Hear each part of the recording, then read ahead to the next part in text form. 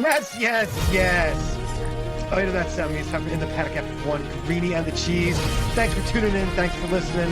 Thanks for checking us out on YouTube. Please hit that subscribe and like button if you're checking us out there or anywhere. Just please hit that subscribe and like button. Help us out with the algorithms. But this is not a race week as we head out from Sao Paulo, heading out to Viva Las Vegas. So that means it's in the news. Episode this week. And a gambling update as well.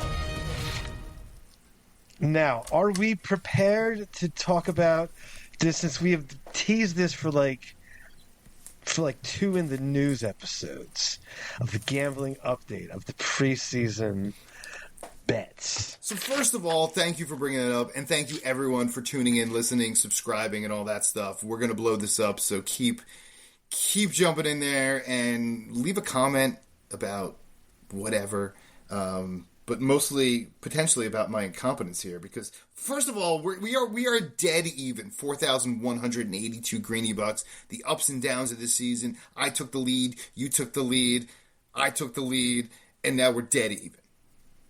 All right, so congratulations. At preseason, we moved aside 500 greeny bucks for 5 separate bets.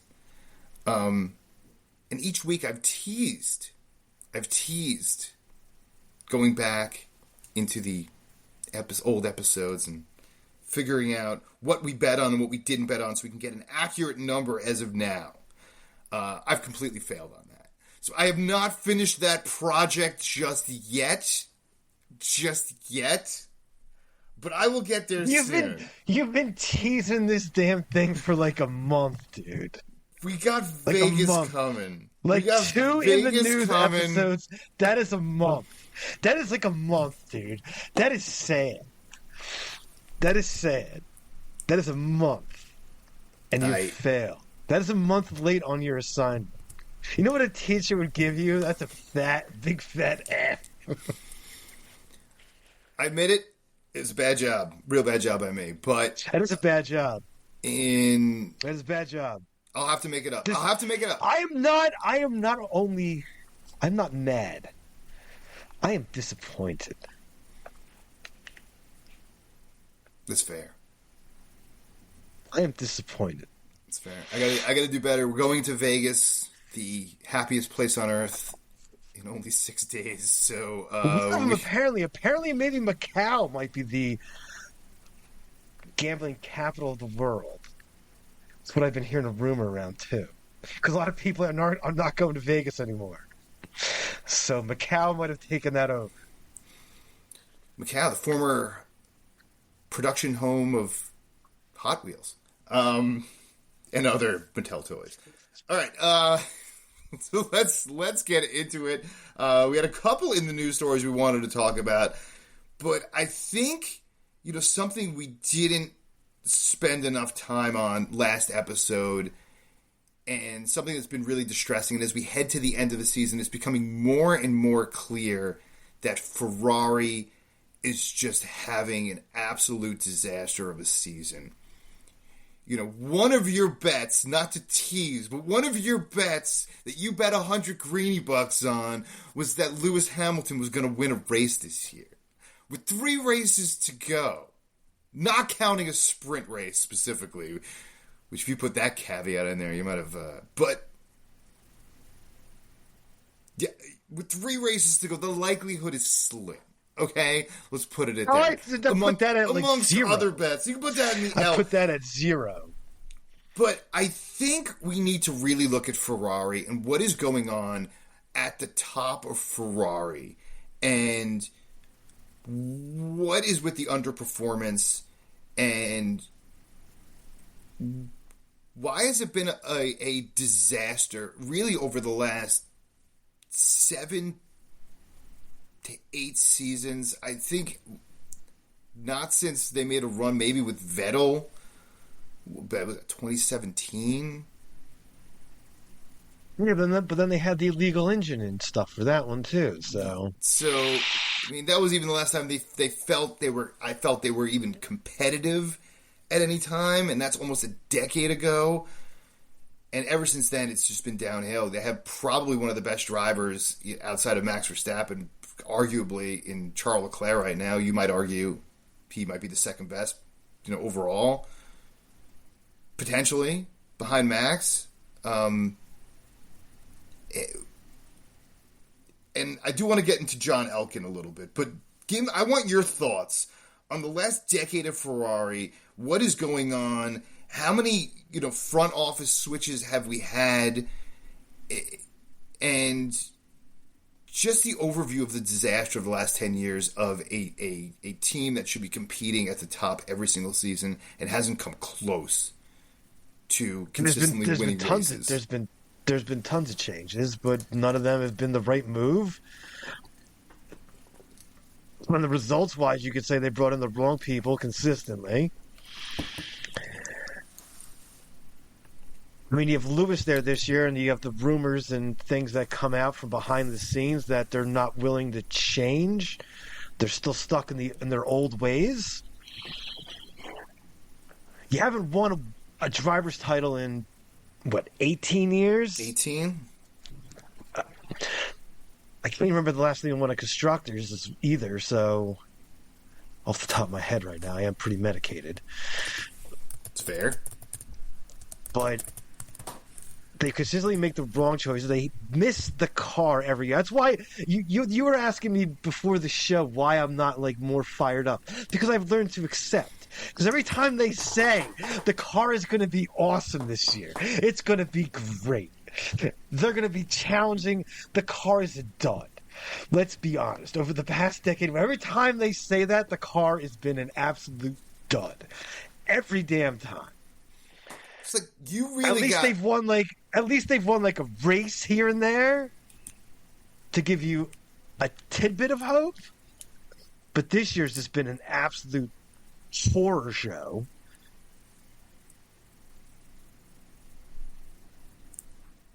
They make the wrong moves consistently in the behind the scenes for departments. They're unwilling to change from rumors. You haven't won anything in a goddamn long time. Maybe it's time to change. Other teams have made changes and went different directions and got more modern, and look where they are. It's just, it is a dumpster fire yearly anymore. I think they also let go of people that they probably maybe shouldn't have. I mean, especially with, Matteo, what he's done since he's gone over to Sauber and, soon to be Audi. I mean, that looks like a pretty smart move on their part. So apparently it wasn't his fault there at Ferrari. And it probably has to do a lot with the brass just making the wrong damn decisions consistently and unwilling to change. Well, let's talk about that brass, and really want to talk about John Elkann, who I think more and more it's coming to light that this is a guy who really inherited a franchise, was given, from his grandfather who owned the stake. So who is John Elkann, and where does he come from? So he was CEO of, or still is CEO, I believe, of Exor, which is a large capital firm which owns a big chunk of Ferrari. So now you have an ownership, and that's his ownership role and ownership stake in the family. His grandfather was known as the uncrowned king of Italy. And for those listening in Italy and those Italian fans listening to the program, Gianni Agnelli is definitely a name that you know and that I need to get better at pronouncing, because he was for many, many years known as besides being the executive of Fiat and the CEO there for many years, the wealthiest man in Italy, as well at his height, Cheese, all right, the man was worth 4.5% of the GDP of the entire nation of Italy. Think about that. At the height, this family's worth was 4.5% of the entire GDP of Italy. All right. Wow. There was a plan in place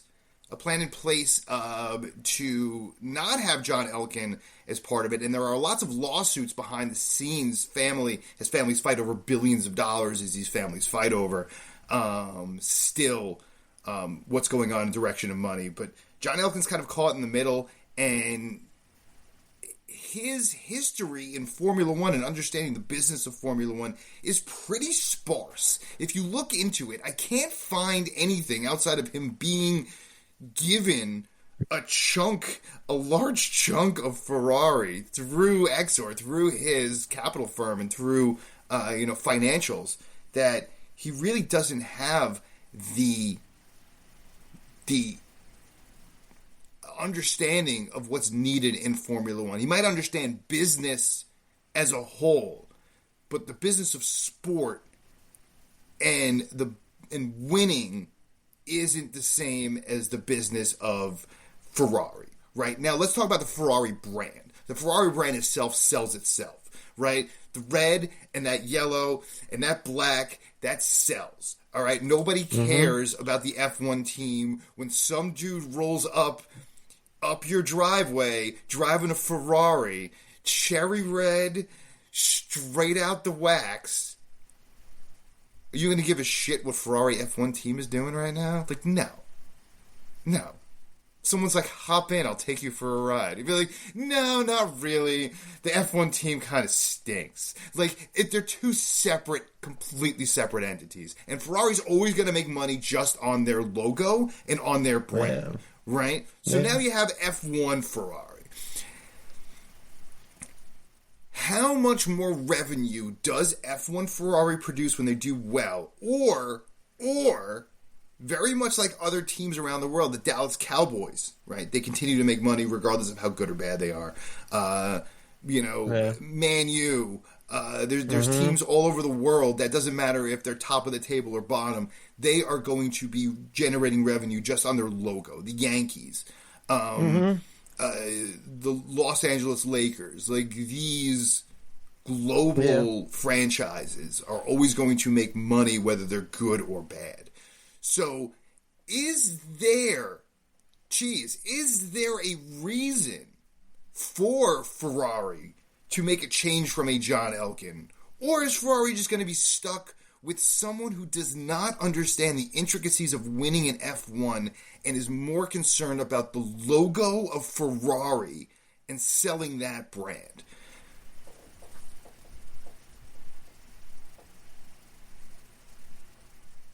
Because the Tifosi should be pissed as hell when you think about it in those terms.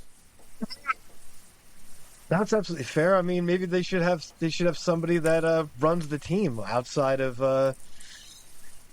somebody that reports to maybe Elkann and the board, but somebody else that just runs the team separately and doesn't run it as a business, runs it as a sports franchise as it should be run, since it is a sports franchise. The F1 wing. Does it probably bring in some cash and things? Sure, probably. I mean, if the team is running well, you're going to have more fans. You're going to sell more of your other kind of products. Does it increase car sales? I don't know. I'd have to go look at the numbers at that. Oh, they sell out every model they put. If you know the way that, but it's a Ferrari because it's Ferrari, a limited amount. It's a limited amount of cars. I think it's 375 per run is what they do per vehicle.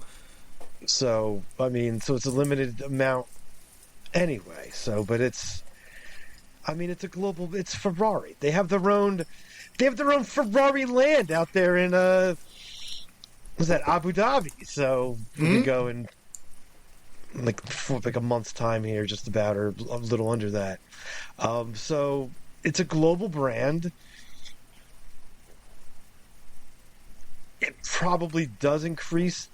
I mean, if your brand is winning at the pinnacle of motorsports, I can't see that it wouldn't help you out at all and to make more cash. Like, I can't see that being a bad thing. The decisions at the top have just been awful. Probably needs to have somebody in charge that knows what the hell they're doing in regards to Formula One to get the team going forward, that can report to Elgin or the board. That probably needs to happen, above like somebody that the team principal would have to then report to go up. So a little bit of a chain of command instead of just the team principal of Ferrari to the, head of the whole shebang. But there's a lot of things that have to change behind the scenes for them to go in the right direction. And I don't know if that's happening anytime soon, unfortunately. Hopefully with the new car. Would I put greenie bucks on it? Absolutely not. Not again in 2026. You're not going to make that mistake again. You're not going to make that mistake again. Listen, Ferrari is the absolute pinnacle global brand of cars, but is that logo going to mean anything to the next generation if they are not the pinnacle? Is that Mercedes logo going to mean more to the next generation? Does the Red Bull logo mean more in racing, right? Is that Ferrari diminished? Is the Lamborghini logo more of a dominant? You want to be the best. You strive to be the best. When you are, even if you're like, nobody in those positions are like, oh, I'm making enough money.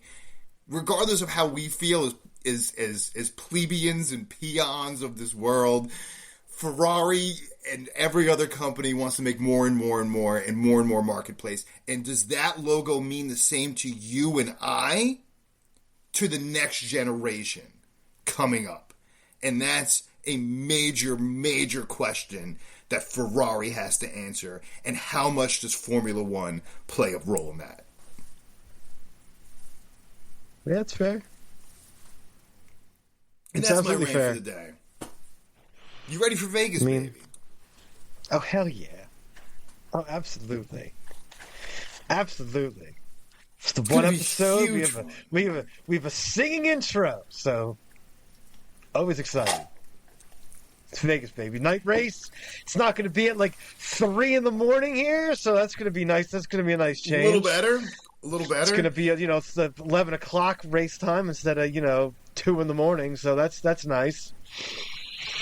Yes. And the only racetrack that I was absolutely bummed walking up and down on at one point. Wasn't an active racetrack. Just an active chaos. This is true.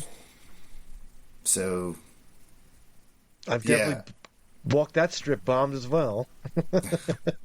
As many of us have a rite of passage for U.S. citizens. Bombed and God knows what else. It's going to be a hell of a race in Vegas. Interesting race in Vegas. The jury's still out in my mind. I don't love the Vegas race, the actual race itself. Background, the scenery, the hype of Vegas itself is fun, but the big straightaway. But I don't know.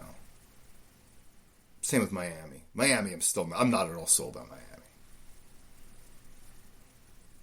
Well, at least Vegas is on the streets of Vegas itself. It's not in the parking lot like Miami is. That's an absolutely ridiculous race. But that's a whole other episode for a whole other time. I'm sure I'll have all winter to talk about all this stuff. Listen, if you haven't hit that subscribe button yet, do it now. If you're listening to us on the podcast, go check us out on YouTube. If you're listening to us or watching us on YouTube, go check us out on the podcast. Everything and every like and every listens all helps everything we do here. And we appreciate all those who have been reaching out as well and donating and subscribing to the pod, whether it be financially or otherwise. So we appreciate that as well. And we'll see you all in Vegas. Say what you got to say, brother. Well, we'll see you guys next time. Vegas, baby. And as always, stay medicated, my friends. Peace.